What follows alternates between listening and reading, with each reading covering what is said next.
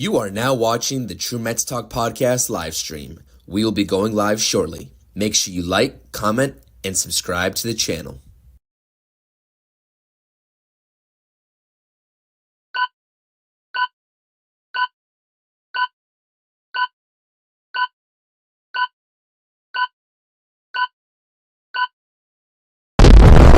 Shallow right field, stumbling start for Stewart. That's close to deep left field by Alvarez, and that's going to go away. 4 straight games for the second time, and he's homered in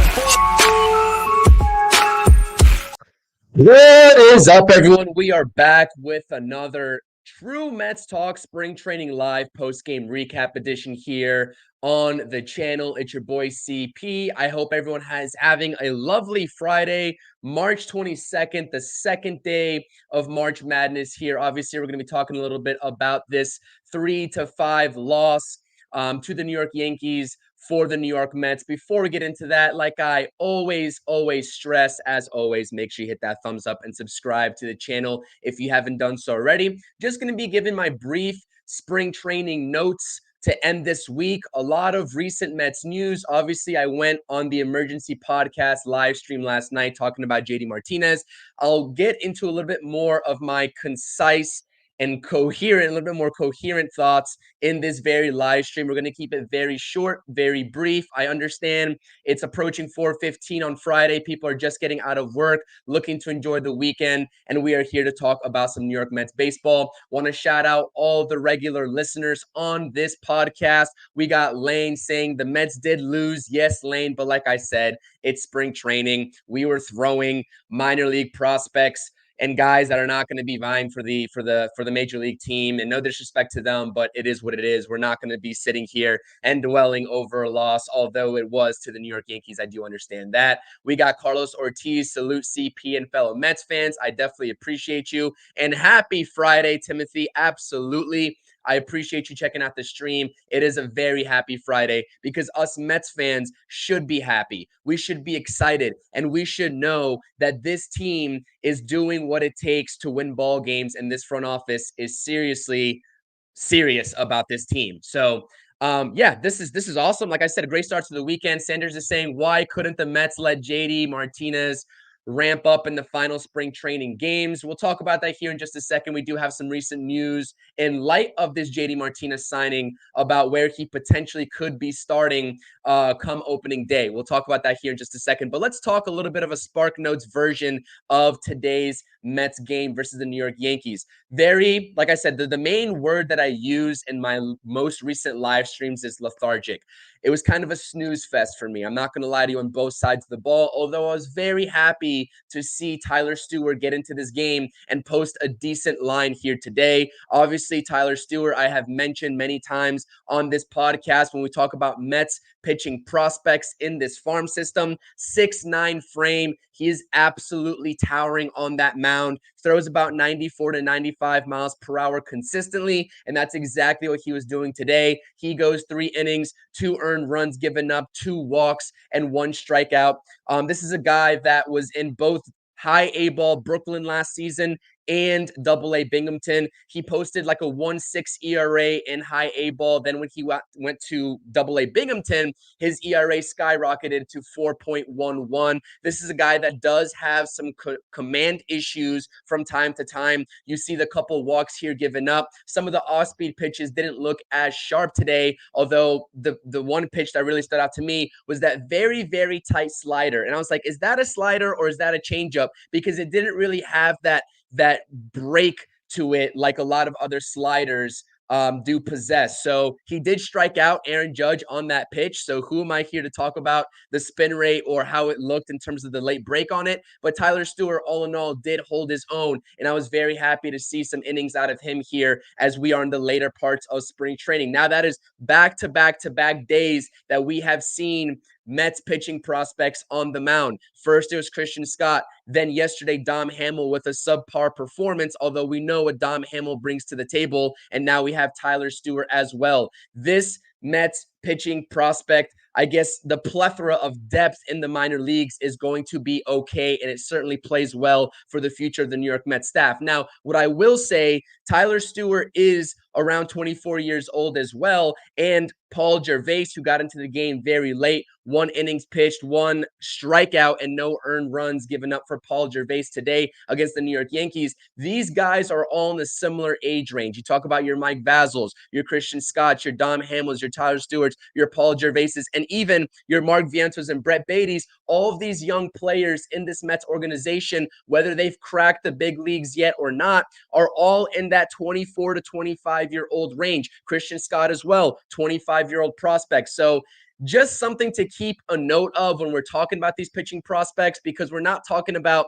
guys who are 20 to 21 years old. When we talk about guys that are going to be making their immediate impacts felt on this team, whether it's this season or in seasons coming up, whether it's next season, 2025, 2026, what have you, in the immediate future, these guys are going to be 24 to 25-year-old prospects. And that is something to just keep in mind when we talk about these guys coming up, because obviously the Mets need to see what they have in these prospects. And another name that I haven't mentioned in quite a while because he's got sent down to minor league camp, Nate Lavender, really falls into that category as well, being 24 years old, going on 25. So like I said, nothing wrong with that, but they are in the later stages of their minor league careers in terms of how the age goes and your typical prototypical age range there before you get called up to the major leagues. And I just wanted to make note of that. But I like Tyler Stewart. Obviously, he has a little bit of a weird arm action. Instead of coming all the way over the top, over his head, the Yankees broadcast did a great job today. And unfortunately, I had to listen to them today by default with what I was listening on. But he kind of comes right here to his ear, and his arm action is one that doesn't allow him to utilize his full potential in terms of that height being 6'9", coming down at you. So it's a little bit flatter for the hitters to read, but nonetheless, I think the bigger issue here with Tyler Stewart is how does his command play this year in the minor leagues? Probably going to be in Double-A Binghamton to start off, if I had to guess. And how does that translate over the course of his time in Double-A, Triple-A, and then inevitably the big leagues when he is ready to get to Queens? So that is what I wanted to sort of go over on the pitching side of things. And shout out to Dan Rivera in the chat on this Friday afternoon. It is 4:15. I hope that we're having a good day and we're ready for a great weekend, because baseball is only 6 days away. And listen, it's going to be an electric time. I'm going to be at Citi Field, not this weekend, but the weekend after that. And it's going to be an absolutely amazing time. I cannot wait to be there. And I cannot wait for the regular season to start off. We're going to start shifting from these Mets spring training live talks over to regular season discussions, post-game recaps, pre-game shows, all that good stuff. We are going to be here covering it. And here on the offensive side of the ball, as we talk about this game and this 3-5 loss to the New York Yankees, you have the stat sheet, the scorebook on the left-handed side of your screen there. Listen, one thing that I want to point out is congratulations to Mark Vientos absolutely responding in the right way today following that JD Martinez move from last night. If you all, I actually, right before I went live, went and saw a clip from SNY that Mark Vientos gave today after he exited the game when he was pulled for, I believe, G-Man Choi, who was replacing him.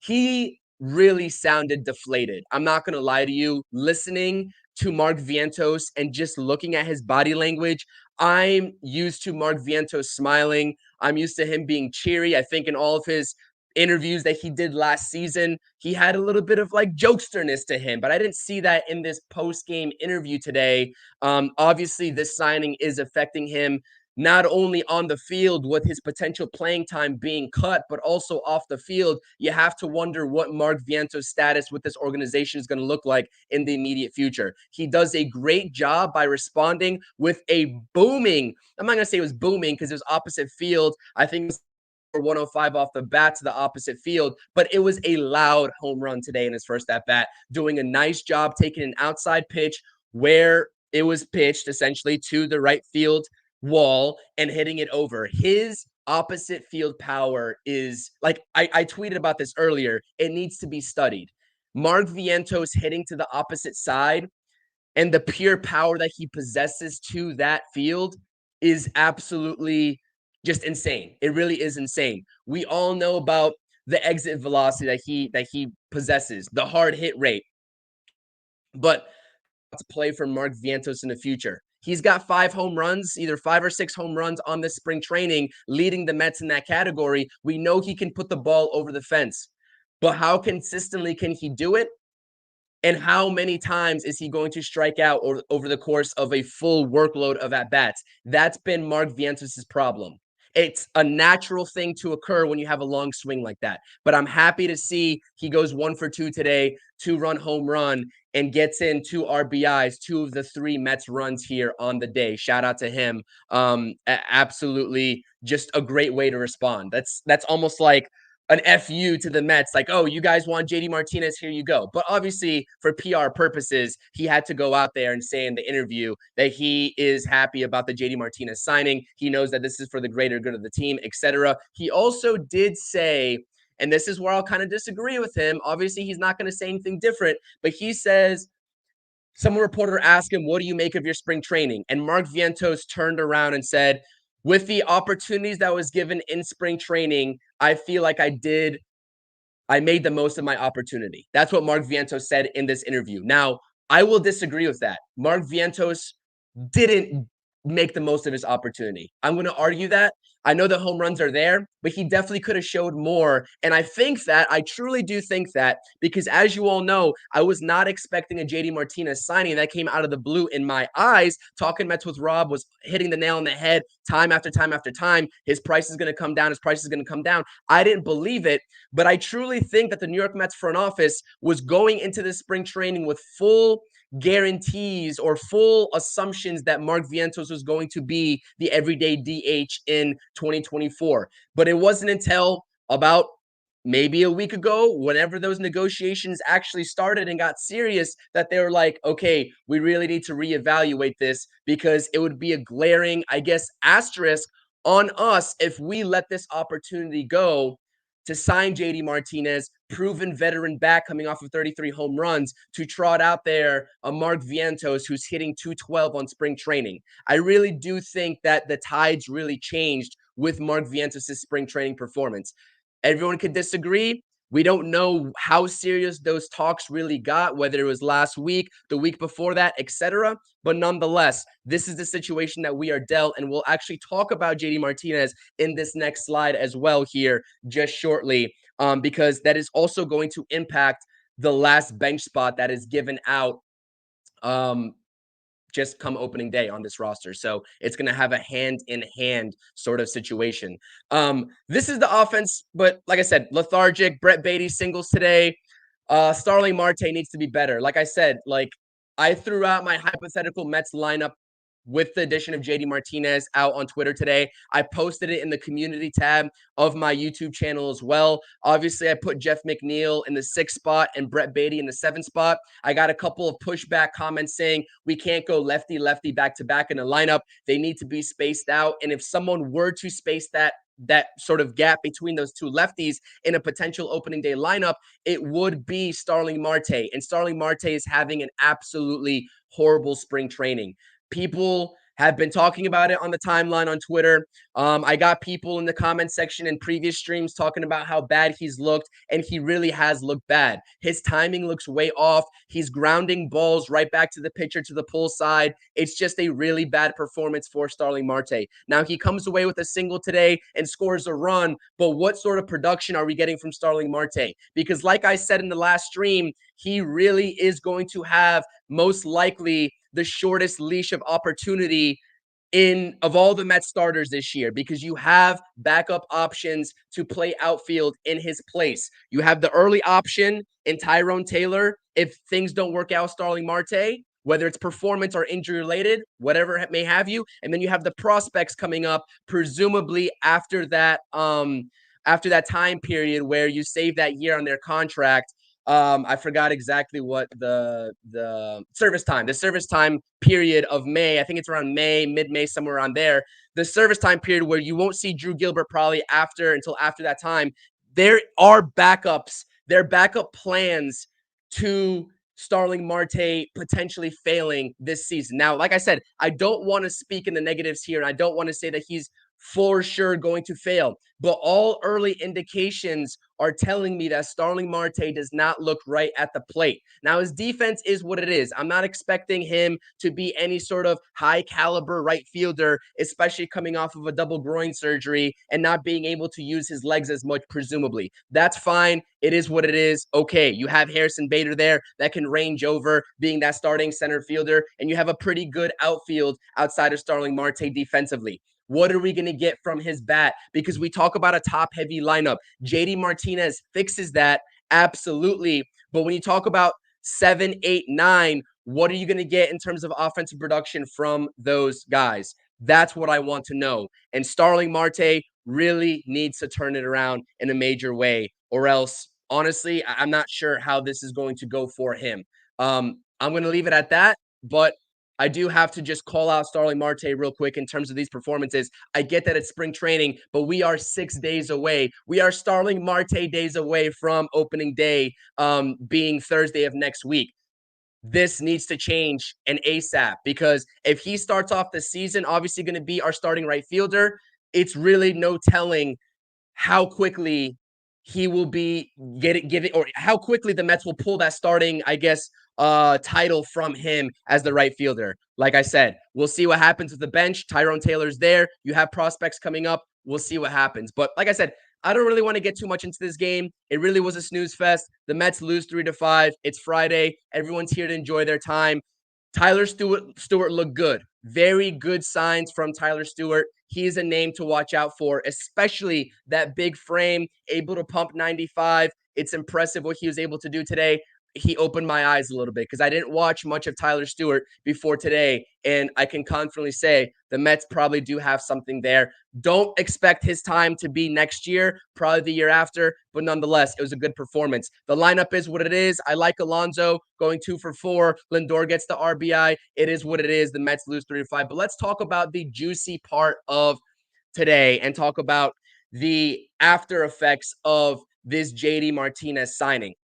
It's been reported that JD Martinez has given the New York Mets permission to start him out in the minor leagues. Now, this is huge news because on my last live stream, I was a big proponent of JD Martinez, no matter if he doesn't get that many reps in spring training, is probably going to be on the opening day roster if their Mets are not confident in a Mark Vientos.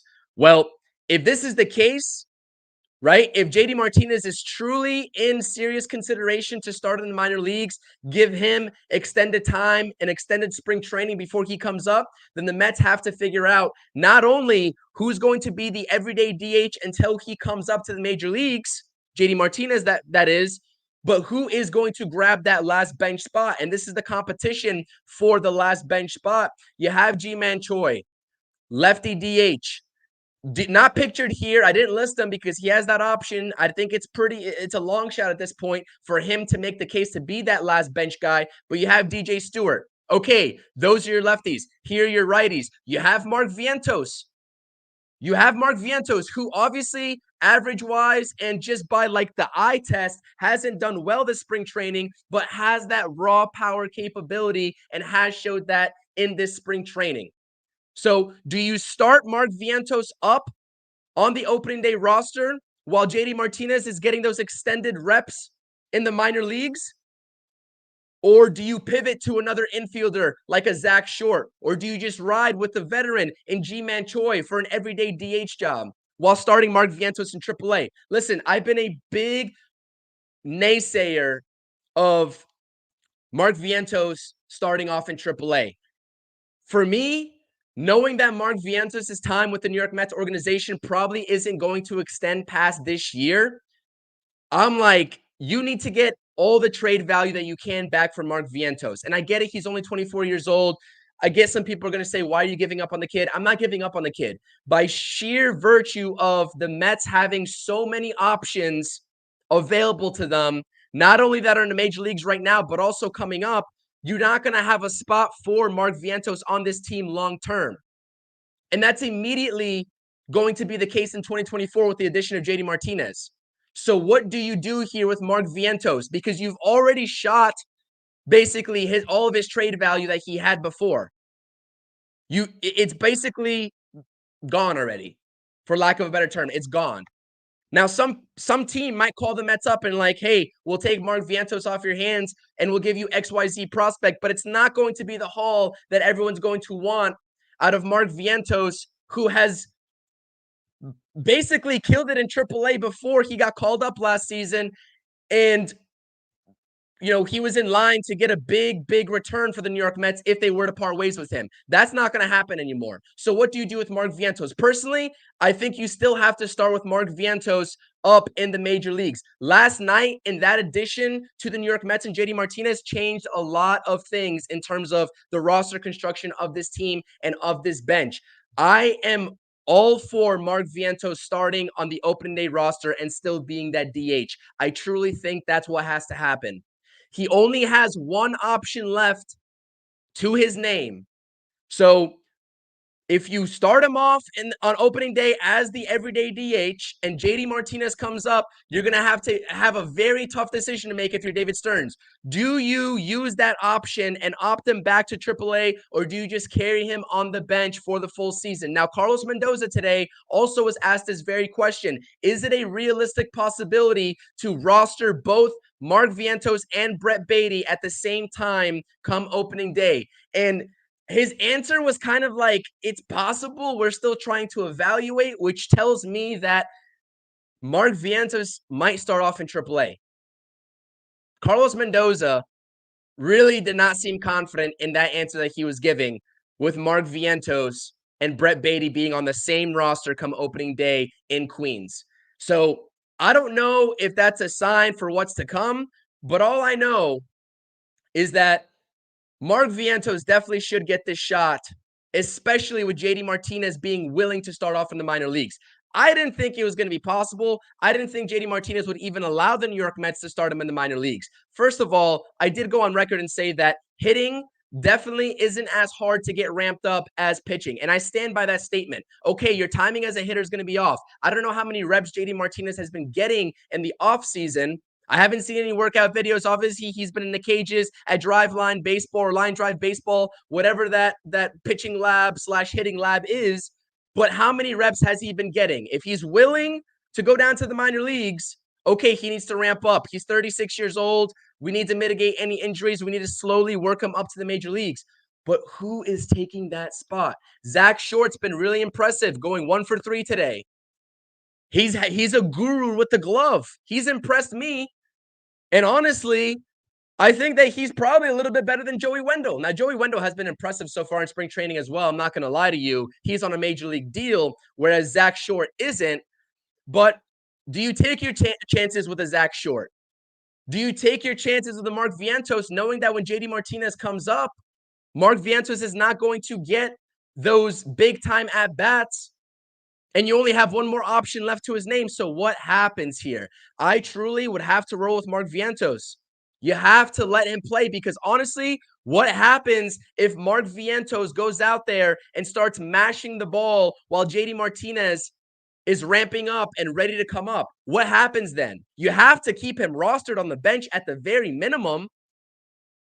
This is a good problem to have if you're the New York Mets. This is a good problem to have if you're the New York Mets, and that's simply what I'm going to leave it at. Aaron is saying, give me Zach Short for the last spot. I'm curious. In the chat, let me know how you all feel. Who do you think should get this last spot on the bench between these three guys? If you think it's DJ Stewart as well, make sure you let me know if it's DJ Stewart. Just let me know, because I'm curious. I'm rolling with Mark Vientos. Obviously, before, when Mark Vientos was still a everyday DH option before the signing last night, I was rolling with G-Man Choi. But this signing changes a lot. It changes a lot. So Aaron's saying he wants to go with Zach Short. Ethan checking into the stream. Beatty, man, not good decision on that play. Should not have gotten home. I'm not really sure exactly which play you're alluding to, Ethan. If you can enlighten me. I know that Brett Baty had the error today on an in-between hop. I did see that at third base, where it looked like, he should have waited to go back on the ball, and it was sort of an in-between hop, but he went up to get the short hop, and it completely went either over or under his glove.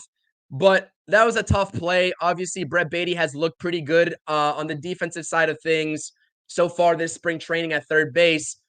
I'm not going to kill him for that one. That's a tough play, but nonetheless, he does need to make the better read there. I'm not sure if that's the play that you're alluding to, but I appreciate you tuning into the stream, Ethan. Means a lot. And let's see.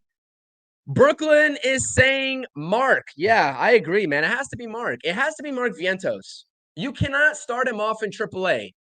Listen, you can't start him off in AAA because honestly, this is probably motivating Mark Vientos more than ever. Not that he needed any extra motivation with how he performed last season in those inconsistent chances and those reps, but this adds by virtue of the trade, by just sheer, just I don't know, man. It's a tough spot. It's a tough spot. It's a tough question. I'm sitting here basically speechless because I'm like, I don't know which way the Mets are going to go. And honestly, I get it that this is the last bench spot at the end of the day, but we're still talking about your opening day DH perhaps if JD Martinez is in the minor league. So I'm rolling with Mark. Aaron's rolling with Zach Short. Brooklyn's rolling with Mark. I don't know. Ricardo throwing a wrench in things and saying Zach Short as well. So we have a split here. No one's saying G-Man Choi, though. G-Man Choi is batting 182. He's a veteran bat. He's a competent bat. He hasn't really been stellar in spring training, obviously, but he's another option. So I think really Mark Vientos, it'd be a hard sell for me as a fan to see Mark Vientos in AAA while JD Martinez gets his reps there in the minor leagues to start off. But honestly, if it was up to me, I'm not going to lie to you all. I'm not going to backtrack on my previous statements. If it was up to me, I'd have JD Martinez on the opening day roster. I don't care. I don't care. I'd have him on the opening day roster, and that's what it would be. But if this is coming strictly from JD Martinez and he has asked the Mets to start him in the minor leagues, then obviously you have to grant that. You have to grant those wishes. But honestly, can we still talk about, so last night when I went on my live stream, I did not have the full details of the JD Martinez contract. I didn't know how it was structured. I put together a slide and I just went live to break the news and give my initial reactions. Now we know how it's been structured.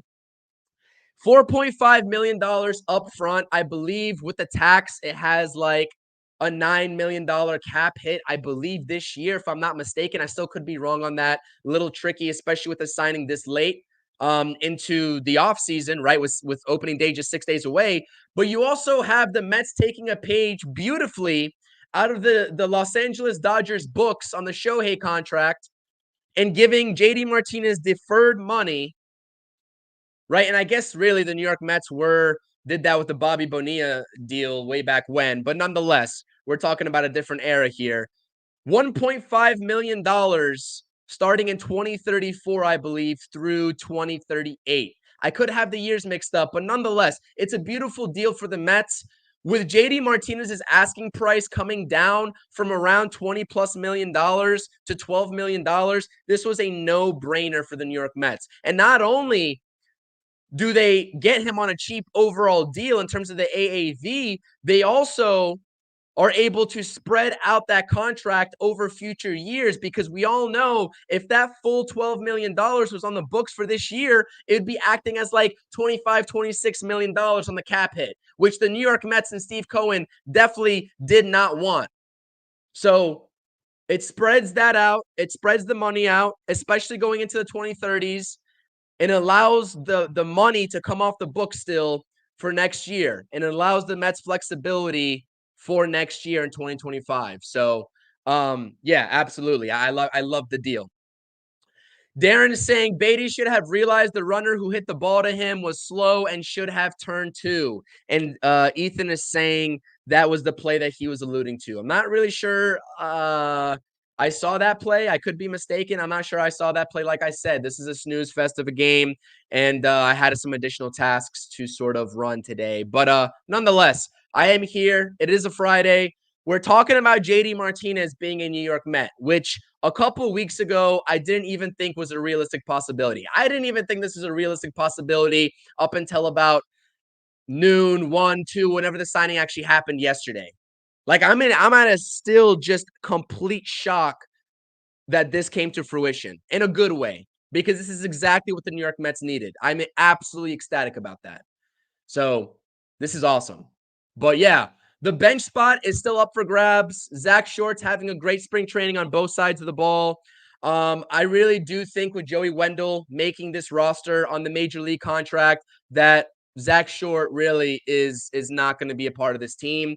I think that the hurdle's already set in place there by default, and I think that it's going to come down between G-Man Choi and Mark Vientos. I really do. And I think that Mark Vientos is my favorite at this point, given the circumstances for that bench spot. And he'd obviously be acting as the DH until JD Martinez is ready to come up with a big league squad. So that's it.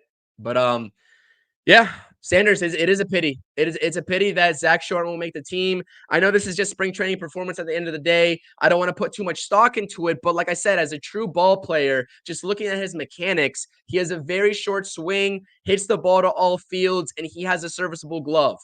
He is a super utility infielder. Very sound mechanics out there. So whoever picks him up off the waivers is going to get a great one. So yeah, absolutely. But before we round out this stream, 30 minutes into the stream. Like I said, it's going to be a very short one today. I did post a poll here, 2 parts to this slide. I posted a poll over here this way earlier today saying with the updated Mets offseason acquisition of JD Martinez, how would you regrade this Mets offseason? Because I feel like the vibe was all in all, with the way this team was trending, with how handcuffed the Mets were with the cap flexibility, this offseason has been pretty good, especially on the pitching side of things. You have your acquisitions in the starting rotation and the bullpen, which have been awesome, right? And I have the names listed here.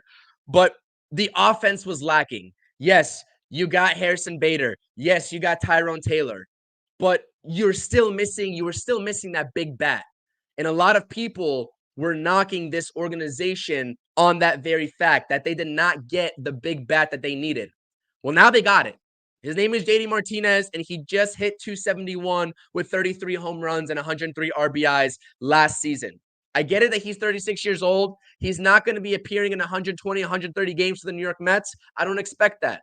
I expect off days for him. I expect a quote-unquote load management type season for JD Martinez to mitigate any extended injuries. But the grade has certainly shifted, and a lot of people are very happy with the results. People who were angry and pissed off before are all of a sudden happy campers. It's funny how that works out, isn't it? So you see the poll here. A- gets the majority of the votes. You have the people who inevitably won't ever be pleased. One person, I guess, gave it a C, and the rest are Bs. So I really do think that you can probably bump up this offseason with the results of this poll being an A-. I probably would agree with that. Absolutely. Absolutely. So that is what you all stated. If you didn't vote in that poll, it's not too late. It is still up on the community tab, but will also be going up on the community tab is also the channel giveaway now that we are at 600 plus subscribers. I thoroughly appreciate the support on the channel. I hope you all are enjoying the content. Like I said, sometimes I just rush up and make some graphics to put a stream together to sort of talk about this team for you all. I like having the back and forth discussions of everybody in the live chat, but make sure you head over to the community tab as well, because right after this stream, I'm going to be posting the instructions to enter the channel giveaway, in which I'll be giving away 2 free CP New York Sports We Bleed Orange and Blue t-shirts. The We Bleed Orange and Blue members of this channel, if you haven't signed up yet, make sure you go sign up for the additional perks. Have already gotten this shirt for free. I've sent out numerous shirts already to people, and I've gotten positive feedback on it. But if you want a free CP New York Sports merch t-shirt, make sure you go and enter the giveaway. I'll be posting those instructions on how to enter the giveaway as soon as this stream ends. Make sure you enter, and I'll be announcing the winners of the giveaway. Like I said, I'm giving away 2, and I'll send it directly to you. I'll be announcing it sometime next week on a live stream. So make sure you tune in. Make sure you're keeping tabs on the channel, hitting the notifications button, and hopefully I can get a couple t-shirts out to you all to sort of celebrate 600 plus subscribers on the channel. I definitely appreciate the support from everybody. Thank you all for watching this stream. What up, Ibby? I appreciate the support. Have a day, Mets fans. It is a great day to have a great day, Ibby. It really is. And I just got done talking about JD Martinez and sort of the ins and outs of the situation of him potentially starting in the minor leagues and who might fill in to be that DH get that last bench spot in lieu of his time potentially being down there in the minor leagues. But nonetheless, it's great news. Like I said, talked a little bit about this game. Tyler Stewart was very impressed. Mark Vientos going Apo Taco with that home run. A very loud home run for Mark Vientos. Always happy to see him succeed. But nonetheless, everything is sort of overshadowed by this JD Martinez signing. Nothing that happened in this Mets-Yankees game in spring training could have ruined my mood today on this lovely Friday. So absolutely, Ibby. Make sure you all are checking out the Till Mets Do His Part podcast as well, which Ibby co-hosts. Make sure you go check them out. Great podcast. And great weekly streams for all your latest New York Mets content as well. Ricardo saying, I'm excited by the fact that the Mets have more pitching in their system than people first realized, including myself. Yes, Ricardo. Yes. This is exactly what I stated 2 live streams ago. I believe on the live stream yesterday when I was assessing Dominic Hamill's performance or lack thereof because he didn't have a great performance, I was simply alluding to the fact that the New York Mets minor league farm system in terms of the pitching category is deeper than a lot of people give them credit for. I mean, I can make a list really quick of 7 prospects immediately that might be coming up onto this team in the next couple of years. You got Christian Scott, Mike Vasil, Dominic Hamill, Tyler Stewart, Brandon Sproat, Blade Tidwell. And there's a couple of others that are escaping my mind right now, but that is a healthy core right there of Mets pitching. Now, what is their ceilings? What are their floors? I don't know. I'm going to leave the minor league farm system scouts and experts of content creators in that realm to sort of give their thoughts and opinions on that. I don't really know the ins and outs of all the single A guys and below. I don't know that, but nonetheless, this is a great core that's right there for an immediate call up in the next couple of years. I'm talking about double A and up. It is really good. And it's a great observation, Ricardo. Absolutely. Because it's absolutely true. And Darren saying Zach Shore, great defensively and has had the highest exit velo average this spring. Fun fact, I actually did not know that either, Darren. I appreciate that. I would have thought it'd been Mark Vientos, but yeah, this is going to be wrapping up the stream. I'm going to be out of here. Make sure you check out Sunny Days Media. We're going to be going live, I believe, 5:30 here in 45 minutes. Sunny Days Media 516. Make sure you go subscribe over there for more Mets content as well. My buddy Pask, we're going live. We're talking Mets. Pask is a hoot, man. He's a great time, and he's going to be definitely amped up because he's been talking to me about JD Martinez also, in addition to talking Mets with Rob for the last couple of weeks. So I know he's amped over there. We're going to have a good time on stream here in about 45 minutes. So type in at Sunny, SUNNY, Days Media 516, and go subscribe to that channel. We'll be live in about 45 minutes. I appreciate everybody. Like I said, Mets fall to the Yankees 3-5. Here 6 days away from opening day. It doesn't even matter. Mets got their bat. JD Martinez is a New York Met. And also, giveaway on the channel. I appreciate all the support. Thank you so much. Enter the giveaway. We'll be posting those instructions here in just about 5 minutes. See you all later. I hope everyone has a great, blessed weekend. And like I said, make sure, as always, you hit that thumbs up on the channel. And if you haven't subscribed yet, make sure you hit that subscribe button for even more Mets content coming out to you each and every day. Almost, schedule permitting. Peace. Thank you for watching the True Mets Talk podcast. Make sure you're tapping on that notifications button and checking out all the latest content on the channel. Thank you.